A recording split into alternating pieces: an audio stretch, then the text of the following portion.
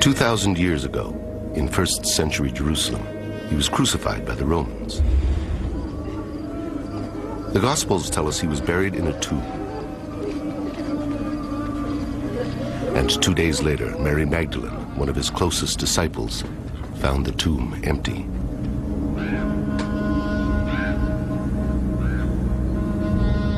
But according to the Gospel of Matthew, there was another story circulating after Jesus' death.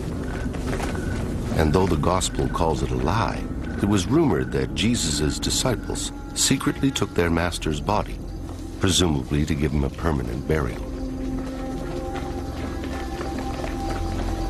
If this is true, according to 1st century burial practices in Jerusalem, Jesus' body would have been taken to a rock-hewn family tomb. Given that he was crucified for insurrection, the reburial would have been done in secret by his closest disciples. Jesus' body would have been shrouded and left to decompose. 1 year later, his disciples would have returned, this time joined by his family for the final burial ceremony. Mary, Jesus' mother, would have attended the ceremony. Mary Magdalene would also have been there. His brothers, Simon, Joseph, Judah, and James would have prepared Jesus' bones for the final burial, placing them in a limestone coffin called an ossuary.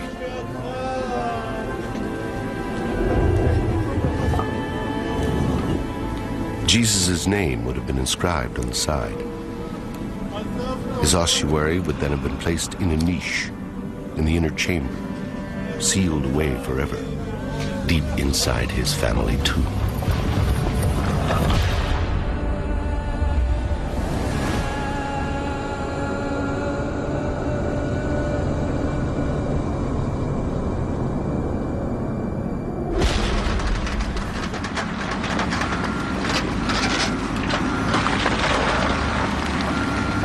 זה היה יום שישי לקראת צהריים, ממש מול החלון של הבית.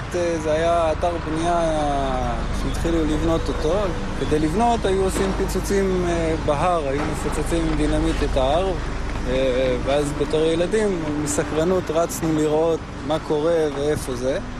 ואחרי שהיה את הפיצוץ וכל האבק שקע, מה שראיתי בעצם מרחוק בהר, ראיתי איזה מערת קבורה, יש לה משולש עם העיגול, וזה היה הרבה יותר מכוסה.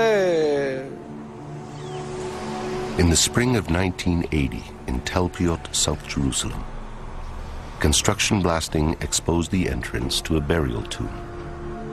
It was 2,000 years old.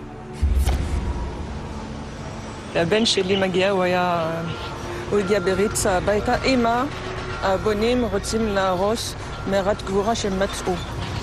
אז התחלתי להתקשר לכל מיני ארכיאולוגים שחיפשתי דרך הטלפון, וזה כמעט לא היה אף אחד. המשטרה כדי לעצור את הפיצוצים. העובדים הלכו הביתה, כי גם זה היה אחד. On the Sunday morning, under pressure from contractors, a team of archaeologists was called in to excavate. They had only 3 days before the tomb was to be sealed and cemented over. I could see this large slope with tractors and bulldozers and trucks trundling in different directions, and right in the center of this slope was this gaping hole, which turned out to be the entrance to the Tel Piot tomb. Above the entrance was a unique facade, a carefully crafted chevron and circle that mystified the archaeologists. There's no doubt about it that those symbols which are on the facades of the Tel Piot tomb meant something. It's unlikely that the person or the family that came to carve out the tomb just carved these things at random. They had to symbolize something. What they symbolize, I don't know. But it's quite rare to find that kind of ornamentation on a simple tomb. Shimon Gibson, a young surveyor at the time, was one of the first inside. It was his job to record the layout. It was great. It was very exciting. Me entering into the tomb, which has been cut into rock. It has a central chamber. It has arcosolia benches in the walls for the laying out of bodies. It has these loculi extending in different directions. It was incredibly important to get as much archaeological detail as possible onto plans. Gibson's detailed plan recorded every inch of the tomb's interior.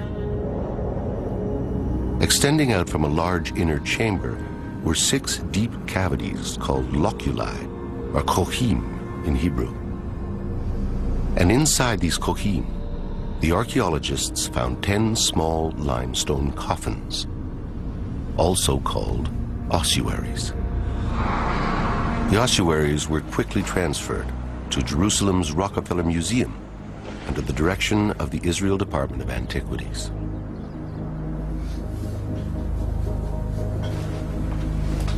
The bones and remains found inside were bagged and boxed and put aside for reburial.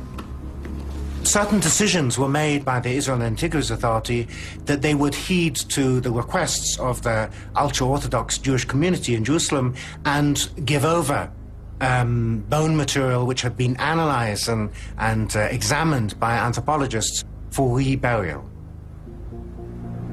And then they began the process of cataloging the ancient bone boxes. By 1980, over 1,000 ossuaries had been found, but only 20% of them bore the names of the dead. Here it was discovered that 6 out of the 10 ossuaries had inscriptions. They are not monumental inscriptions. They're not intended to be seen and viewed by everybody, and they're not there to commemorate the dead. They are there so that when family members come in and start shifting the boxes around so they can put a new one in, they know which one is which and which belongs to who. The archaeological record shows that the custom of using ossuaries for burial in Jerusalem only lasted for about 100 years, ending around 70 of the Common Era when Jerusalem was destroyed by the Romans. And so the discovery of inscriptions on stone coffins like these provide archaeologists with a catalog of names specific to the time of Jesus. And on one of the ossuaries discovered in the Talpiot tomb, written in Aramaic, was an astonishing name: Yeshua bar Yosef.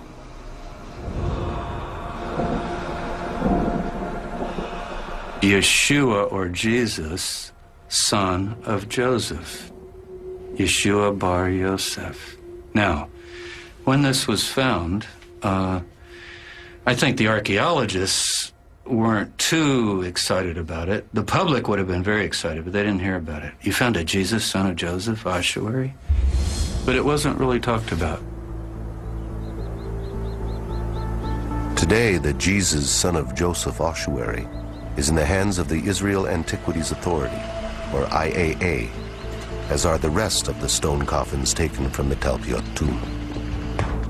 Most of them have been locked away and stored in this massive warehouse. But why? We've assembled a team of scientists, scholars, and journalists to investigate the 10 ancient bone boxes and to find out why they've been ignored.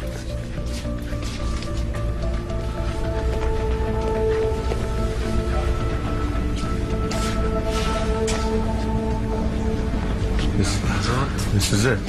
Felix? Yeah. This one is 5 or 6. This is it. This is it.